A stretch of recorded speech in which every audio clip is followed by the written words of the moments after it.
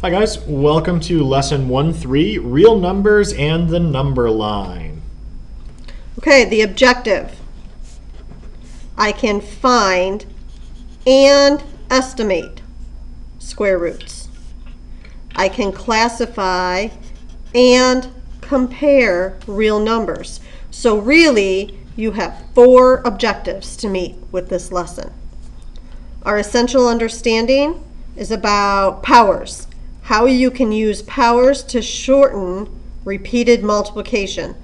2 times 2 times 2 times 2, we would write that as 2 to the 5th power. All right, now for some vocabulary.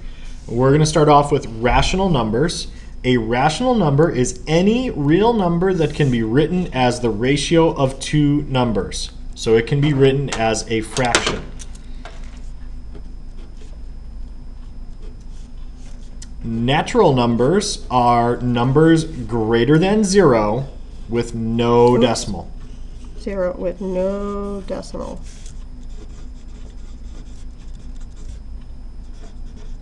Okay. Okay. Whole numbers are numbers greater than or equal to 0 with no decimal. So the only new thing we've added in this group is 0. And lastly, integers are all numbers positive or negative with no decimals. And then irrational numbers are any decimals that is a non-repeating, non-terminating decimal. So something like pi, or some of the square roots that we're going to talk about later on today. But first, let's talk about how we simplify square root expressions. You probably know this already, but a number is a square root of a number if, when you square it, it is equal to letter B. So if 7 squared is 49, 7 is the square root of 49. So we're looking for what numbers that multiply by themselves equal that digit. All right, so we've got the square root of 36, which should be pretty obvious to you. We have what number times itself is equal to 36. And that is going to be 6. 225 might be less obvious to you, but I recommend that you learn it up to this point.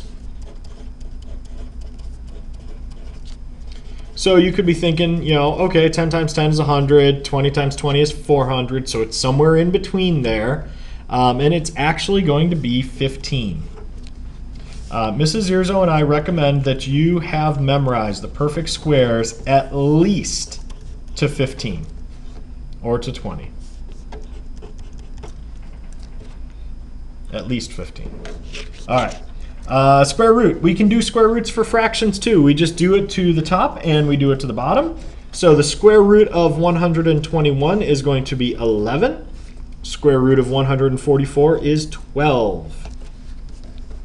We can also take the square root of a decimal. So we take the square root of 0.49. What number times itself is going to be 0.49? And that's going to be 0.7.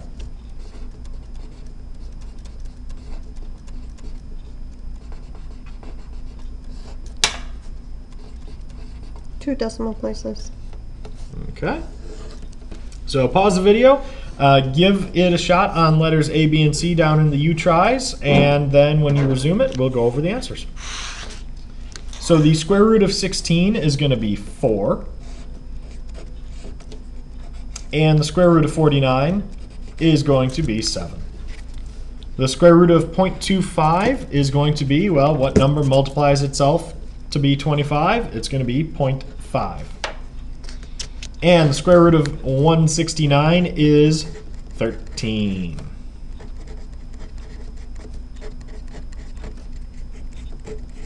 There are ways that you can kind of think about that if you don't have that memorized. You can at least get to something that you do know.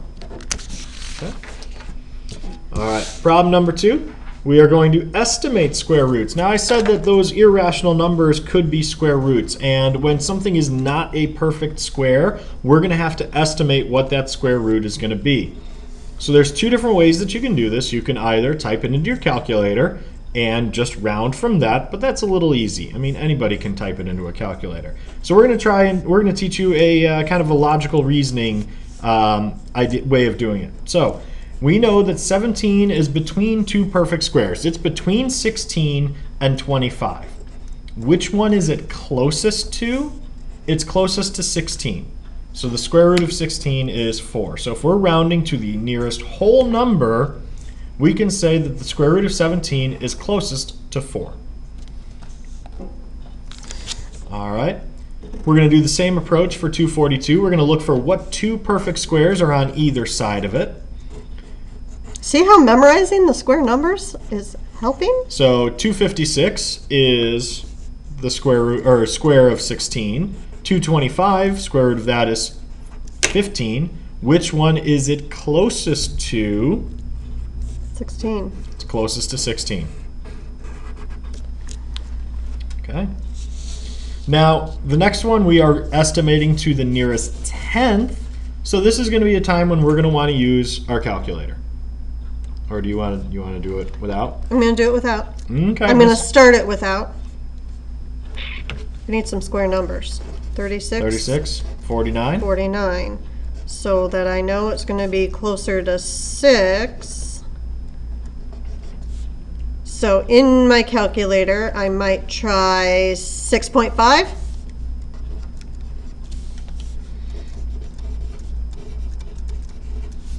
What do you get, calculator man?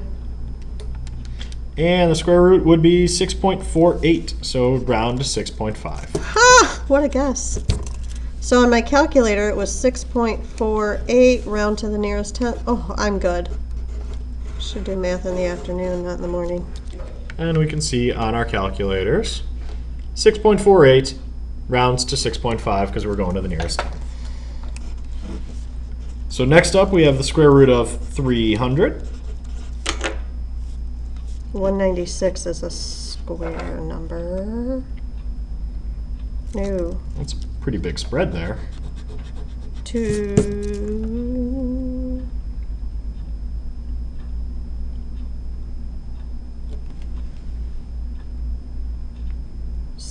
Thank you, calculator man.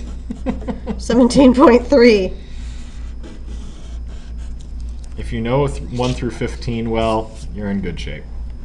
All right, so why don't you guys try the 3 below. We are rounding to the nearest tenth, so feel free to use a calculator on them to estimate it. Type in the square root of each number, and Miss Zirzo is going to try to do them all in her head. All right, so the square root of 10 to the nearest tenth is going to be 3.2. Square root of 23 to the nearest tenth is going to be 4.8. And the square root of 83 is 9.1. 10, 23, and 83, all good numbers. Mr. Boland, are you really going to let your class use a calculator on this? Probably. You must be the nice teacher. Yeah. All right, next up is classifying real numbers. So I'm going to tell you guys there's a thing called real numbers and there's a thing called imaginary numbers. Imaginary numbers you're going to deal with in Algebra 2 because we don't have to deal with that. Real numbers is what we're going to deal with this year. And when we are classifying these real numbers, they can fall into different categories, and different categories are, they have different properties. So we had our definitions. We said natural numbers were they were non-decimal, non-zero, positive numbers. Whole numbers, we added in 0. Integers, we added in negative numbers. And then rational numbers were anything that we could write as a fraction. So it could be a repeating decimal or a terminating decimal. Irrational numbers are things that do not repeat and do not end. So something like pi. Or we see a couple examples there, the square root of 10 or the binary string there that you see, the opposite of the square root of 123. These are all things that are going to go on forever. So we are going to use the diagram and we're going to name which subsets of real numbers that each belongs to. Now, natural numbers are part of whole numbers, which are part of integers, which are part of rationals. So if it is in natural, it's in all four, and you need to list all four. It would be like saying you are from DeKalb, Illinois. DeKalb is in DeKalb County, which is inside of the state of Illinois, which is inside of the United States. So you can see how they are part of all of those groups when you go focus in on the smallest. All right, so letter A, if we look at it, that looks like a fraction. So the only one that has fractions in it that are non-reducible are rational numbers. And that would be 0.6 repeating if you were to write it as a decimal.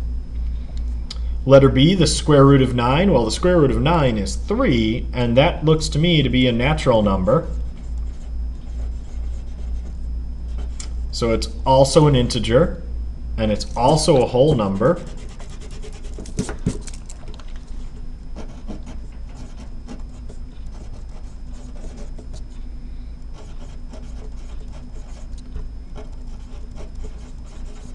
And if you are asking, do we need to write all of them down? The answer is yes. All of the categories that it belongs to need to be listed. Okay, the square root of 33. Well, I know there's a perfect square at 25 and 36, and 33 is neither of those. So that is going to be an irrational number. It will go on forever without ever ending or repeating. And letter D is simply 13. Again, that is a natural. That is also a whole number. It is also an integer, and it is also a rational number. So go ahead, pause the video here, try and figure out which categories each of the ones below belong to. Ignore the part of the directions that say evaluate each expression when x equals -3 and y equals -2. That didn't get pulled out from the last set of notes. So the square root of 64 is 8, so that would be natural, whole, integer, and rational. -8, that is just going to be an integer or rational, and rational. Square root of 84, well, we have a perfect square at 81, and we have a perfect square at 100, so that is going to be an irrational number. And 3/5, that is a fraction. It is a rational number. All right, lastly, we've got problem 5 where we are graphing and putting in order real numbers. So we're going to place them on the number line from least to greatest. We'll order them in from least to greatest, but we're going to put them on a number line to be able to see that. So the easy ones are right there. We've got A is at -6. So we've just got that one there. Then we've got -5.9, so it's close to -6, but not quite touching it. We've got 4.3 that we can put on the number line without doing any real work. Okay, and now the other two we're going to have to type into our calculator and see where the decimals are. So the square root of 20 is 4.47. So that'll be to the right of 4.3.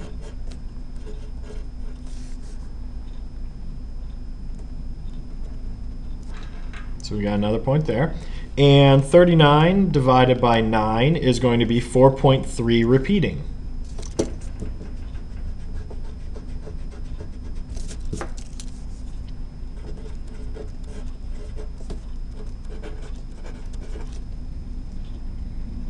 So that'll be in between there.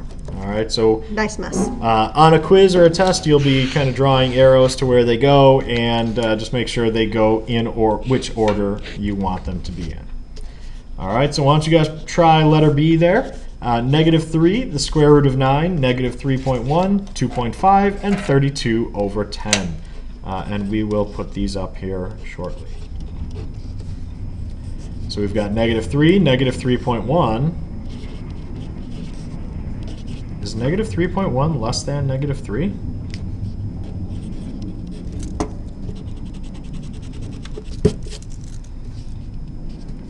And 32 divided by 10 is going to be 3.2.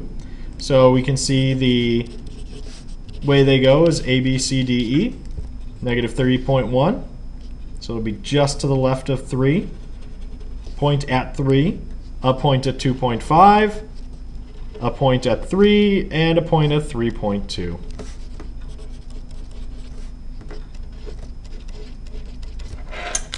And you guys are lucky that I forgot to put the meme that I wanted to in this note packet. So you'll be exposed to that terrible dad joke tomorrow in class.